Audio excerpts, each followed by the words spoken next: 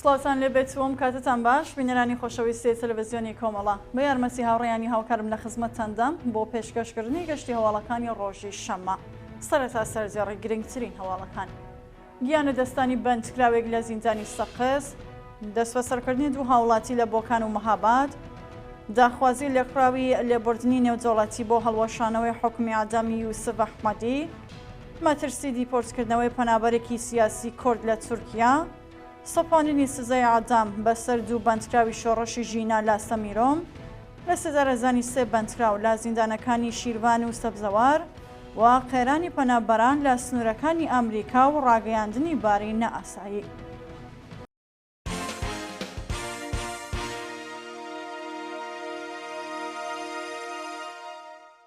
درێژە هەواڵەکان گیانەدەستانی بەندکراوێک لە زیندانی سەقز شەوی هەینی ششی ڕێبەندان بەندکراوێک بە ناوی سەردار ئەسخەری بەهۆی نەگواستنەوەی بۆ نەخۆشخانە لە کەرەنتینەی زیندانی سەقز گیانی لەدەستا. سەردار ئەسخەری شەوی ڕابردوو لە کەرەنتینەی زیندانی سەقز باری جەستەی تێکشووە و بارپرسانی زیندان ڕێگەیان نەداوە بگەێنرێتە نەخۆشخانە و گیانی لەدەستاوە. بە پێزانیاریەکان ئەو بەندکراوە بەهۆی تاوانی دزی لە زیندانی گشتی سەقز زیندانی کرابوو پێشتر بەهۆی خراپی دۆخی تەندروستی داوای گواستنەوەی بۆ نەخۆشخانەی دەرەوەی زیندان کردبوو بەڵام بەرپرسانی زیندان لە گواستنەوەی بۆ نەخۆشخانە خۆیان بوارد. ڕێزگرتن لە یادی ئەمین معریفەت لە شنۆ ڕۆژی هەینی ششی ڕێبەندان بە بۆنەی ساڕۆژی لەجایکبوونی ئەمین معریفەت لە گیانبەختکردوانی شۆڕەشی ژینا لە شاری شنۆ ڕێڕەسمێک لەلایەن بنەماڵە و خەڵکی ئازادیخوازی ئەو شارە بۆ ڕێزگرتن لە یادی بەڕێوەچوو. ڕۆژی سی خرمانانی ساڵی 1401 ئەمین معریفەت تەمەن 17 ساڵ و خەڵکی شنۆ لە کاتی ناڕزایەتە جەماوەریەکانی ئەم شارەدا بە فیشەکی جەنگی سەرکوزگەرانی کۆماری ئیسلامی لە پشتەوە پێکرا و گیانی لە پێناو ئازادی و بەرابەریدا بەخت کرد. دەست بەسەرکردنی دوو هاوڵاتی لە بۆکان و مەهاباد لە ڕۆژانی ڕابردوودا دوو هاوڵاتی بەناوەکانی فارۆق حسەینی خەڵکی بۆکان و سولەیمان حاجی خزری خەڵکی گوندی تاڵاوی سەر بە شاری مەهاباد لەلایەن هێزە ئەمنیەکانەوە دەست بەسەرکراون. بەیانی هەینی ششی ڕێبەندان فارۆق حسەینی شارۆمەندی خەڵکی بۆکان و کارمەندی ئێدارە بێهزیستی لە ماڵەکەی خۆیدا لەلایەن هێزە ئەمنیەکانەوە بەبێ بەڵگەی قەزایی دەست بەسەر و بۆ شوێنێکی نادیار ڕاگوێزرا. لە لایەکی دیکەوە ڕۆژی دووشەممە دوی ڕێبەندان سولەیمان حاجی خزری هاوڵاتی گوندی تاڵاوی مەهاباد بە شێوەیە نایاسایی لەلایەن ئێزارە ئیسڵاتەوە ڕفێندراوە و هیچ زانیاریەک لەسەر چارەنووسی لەبەردەستانیە. داخوازی ڕێکخراوی لێبوردنی نێودەوڵەتی بۆ هەڵوەشانەوەی حکمی ئەعدامی یوسف ئەحمەدی ڕۆژی هەینی ششی ڕێبەندانی 1402 ڕێکخراوی لێبوردنی نێودەوڵەتی لە بەیاننامەیەکدا سەپاندنی سزای ئەعدامی بەسەر یوسف ئەحمەدی بە توندی شەرمەزار کرد و خوازیاری هەڵوەشانەوەی حکمە بوو. یوسف ئەحمەدی پاش 3 ساڵ و 4 مانگ بەندکران لە زیندانی سنا لەلایەن لەقیەکی جادگای انقلابی ئەو شارە بە سەرۆکایەتی قازی سەعیدی بە تۆمەتی شەڕی چەکداری دژی نیزام بە ئیعدام مەحکوم و سێ بەندکراوی سیاسی هاودۆسیەی بەناوەکانی محەممەد کەریمی، محەممەد فەیزی و باست کەریمی بە تۆمەتی هاوکاری لەگەڵ یەکێک لە حەزبە نەیارەکانی ڕژیم سەرجەم بە 65 ساڵ زیندان سزادراون.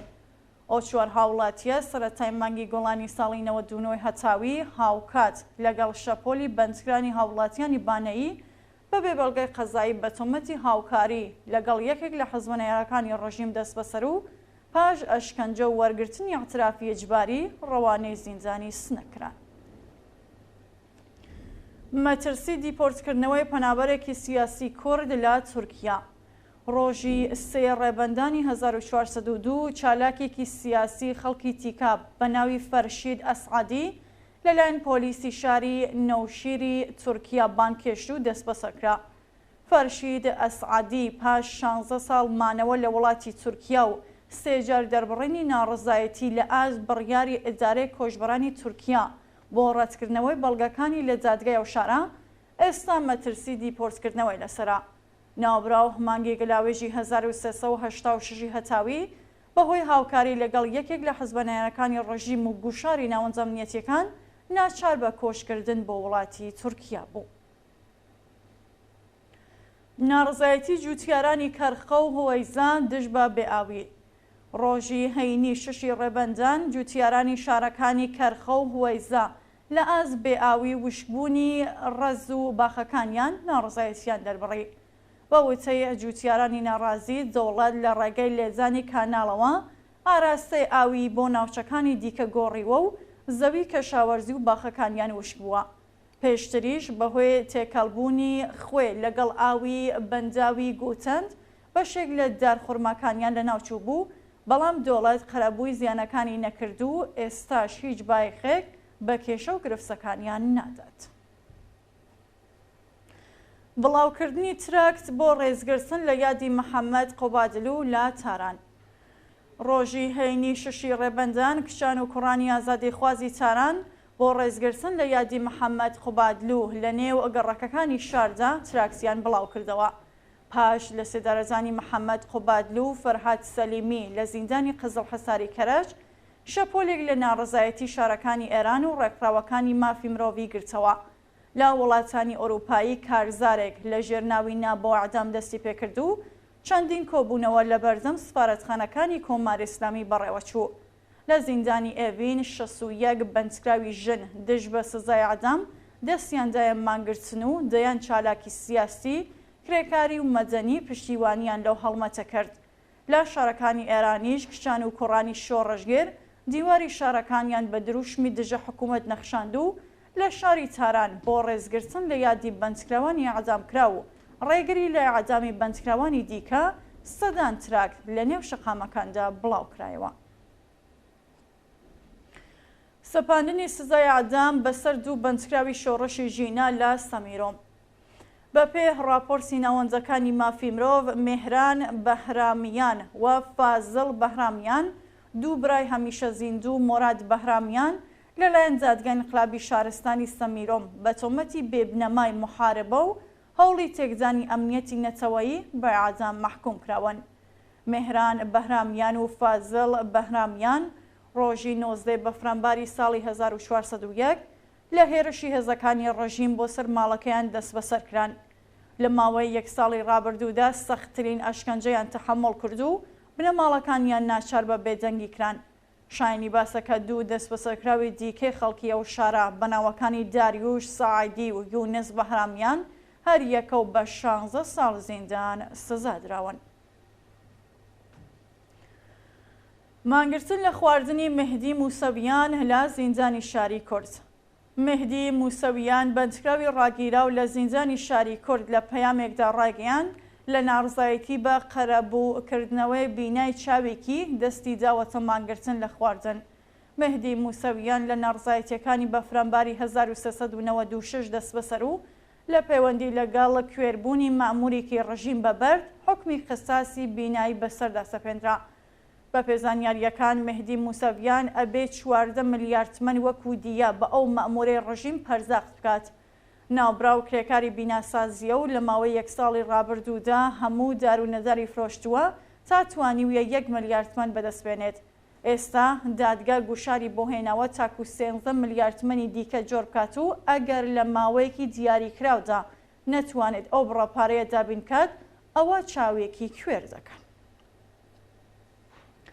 لە سێدارەدانی سێ بەندکراو لە زیندانەکانی شیروان و سەبزەوار.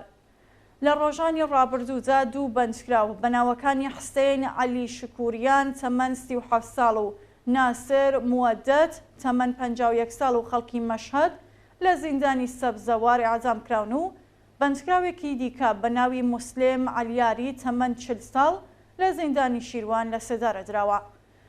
بە پێ راپۆرتەکان حسێن عەلی شەکوریان و ناسر موەدەت پێشتر بە تۆمەتی پەیوەندیدار بە مادەی هۆشبەر دەست بەسەر و دواتر لەلایەن دەستگای قەزای ڕژیمەوە بە عەدەم مەحکوم کرابوون. هەروەها موسلێم عەلیاری پێشتر بە تۆمەتی کوشتنی بە ئەنقەز دەست بەسەر و دواتر بە عەدەم مەحکوم و ڕۆژی یەکشەممەی ڕابردوو لە سێدارە دراوە. سەپاندنی سزای زیندان بەسەر فەرشاد دەستمۆزدی لە جێهدەشت. فەرشاد دەستمۆزدی لە دەستبەسەرکراوانی شۆڕەشی ژینا لە شاری جێهدەشت لەلایەن دادگای انقلابی ئەو شارەوە بە 3 ساڵ و 7 مانگ زیندانی تەعەزیری محکوم کرا. فەرشاد دەستمۆزدی لەلایەن لەقی 101 دادگای گشتی و انقلابی دەهدەشت بە سەرۆکایەتی قازی تاهری بە تۆمەتی تەبلیغ دژی نیزام بە 7 مانگ و 16 ڕۆژ زیندانی تەعەزیری و بە تۆمەتی تێکدانی بیرروڕای گشتی بۆ تێکدانی ئاسایشی نەتەوەیی بە 3 ساڵ زیندانی تەعەزیری محکوم کراوە. دووە هەواڵ خێرانی پەنابەران لە سنوورەکانی ئەمریکا و ڕاگەیاندنی باری نائاسایی.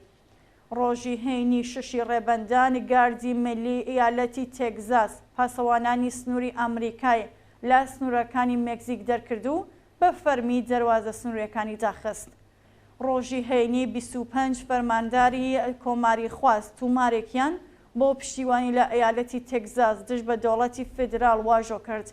واژۆکارانی و تومارە دەوڵەتی بایدنیان بە ئیحمال لە ئاست کۆنتڕۆڵکردنی سنوورەکان و خەبات دژی کێشەی پەنابەرانی نایاسایی تۆمەتبار کرد.